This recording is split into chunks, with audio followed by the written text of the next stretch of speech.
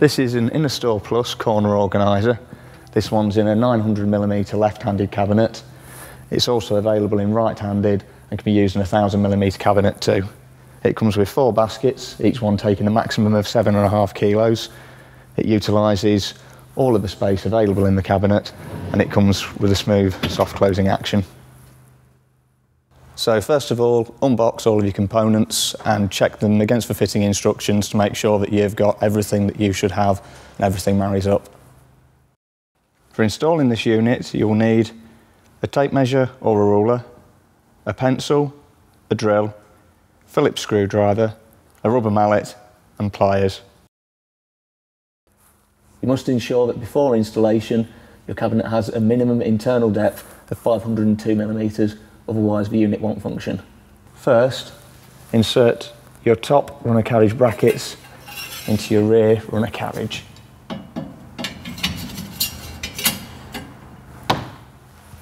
You need to measure 235mm from the side of the cabinet and run this line to the back of the cabinet. Put your rear runner carriage inside the cabinet and you use the line you've just marked up and line up your central hole on that line, and from here you can drill in place.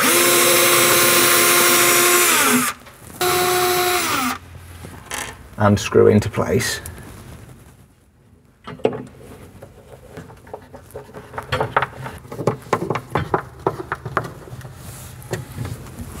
Adjust the height of the rear carriage arms to the very top of the cabinet and lock in place using a grub screw.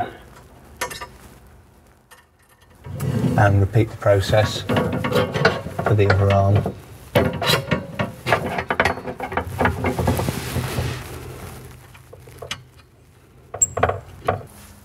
You can now drill and screw this into place.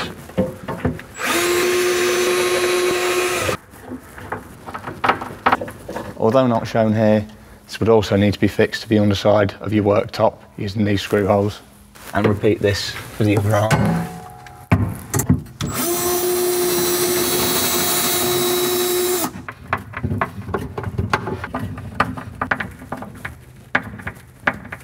So the next stage is to take your side runner carriage and your upper and lower door arms. It's best to do the lower arm first, as this needs knocking into place with a mallet. So for this, if you turn the unit upside down, it's best to place it on something so that this bush isn't touching the floor. And if you take your lower door arm, that needs to insert into here and knock down so that the screw hole is level.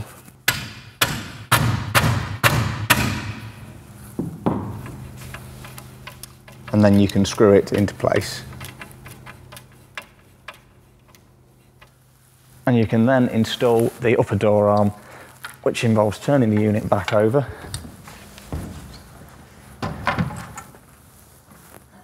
And this one should slide straight into place. If it doesn't, you may need to loosen these lug screws on the back so that it slides down. The next stage is to mount this carriage to the side of the cabinet. It just sits inside.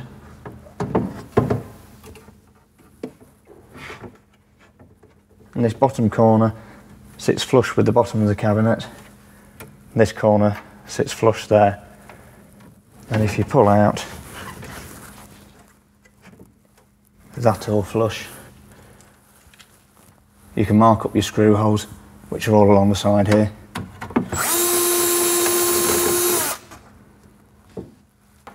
And then screw this in place, as this will support the side carriage as you put the rest in.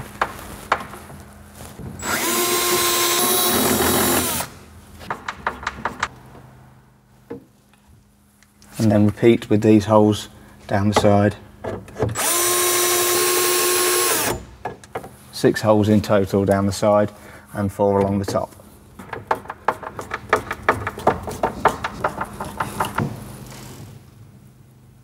So you next take your template, which is in 2 pieces, perforated.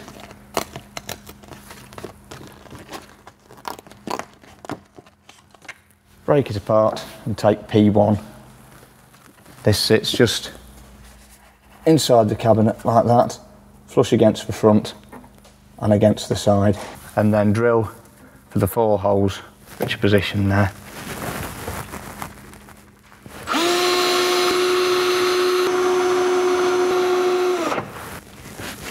So you can then take your template away and you can mount your swivel plate.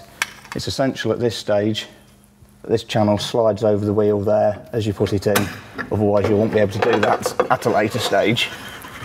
Then you line up the swivel plate base with the holes that you've drilled and screw it into place.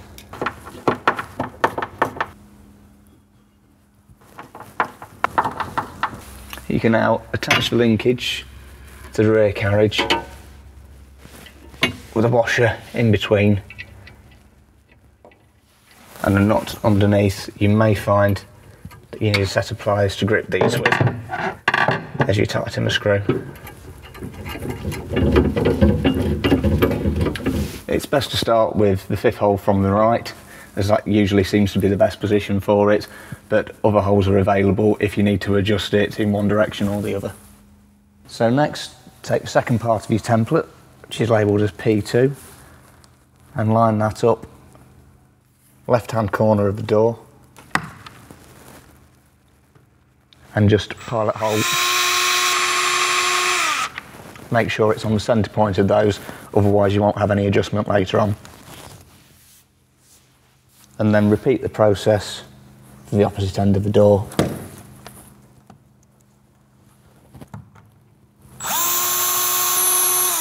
It's always worth making sure that you've got something underneath the door to protect it while you're drilling. And from here you can now put on your door mounting brackets and screw into place. And then repeat with the other bracket. On both brackets, the channel here will be to the inside of the door.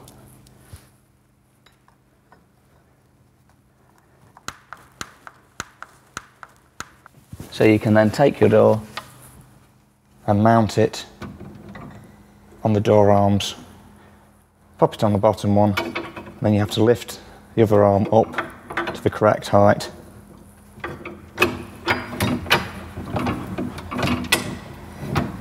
Slide that into place and then lock the arm in position with the lug screws around at this side.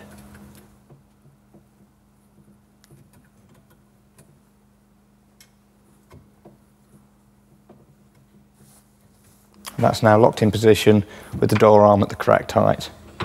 So next you position your grub screws in the holes on the top bracket and then lock in position with the washer and screw, and the same at the end here, and then repeat this for the bottom bracket.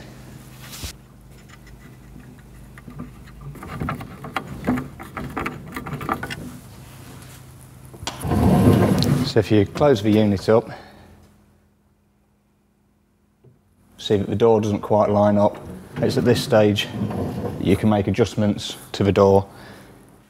You can adjust side to side by loosening these locking screws and sliding along, then locking off again.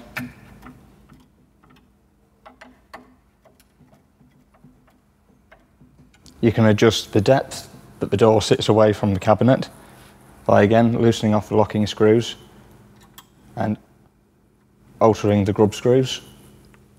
And you can alter the height that the door sits at by loosening off the screws at the top here and at the bottom, sliding the door up and down, and then again locking off the screws in the appropriate position. Once you're happy that you've got the door in the right position, you can then put your cover caps on over the top of these brackets. These just clip into place.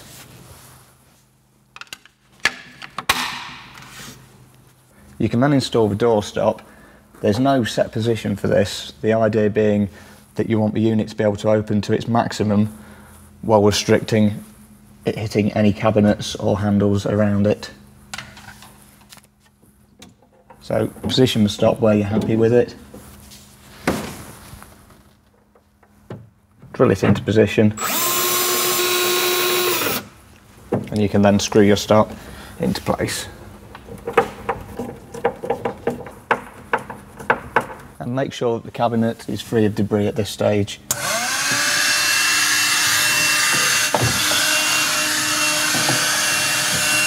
So you're then ready to put your baskets in. The larger ones go on the rear carriage. The top one can be put in at 2 different heights, either on this hook or the one above it. And the 2 smaller baskets go on the side carriage. Again, with the top one, and in 2 different heights it can be fitted at. So this is the finished product. It will give you many years of service as long as you take care of it. Don't use any oil or lubricants, and don't use any harsh abrasives when cleaning it. Thank you for watching.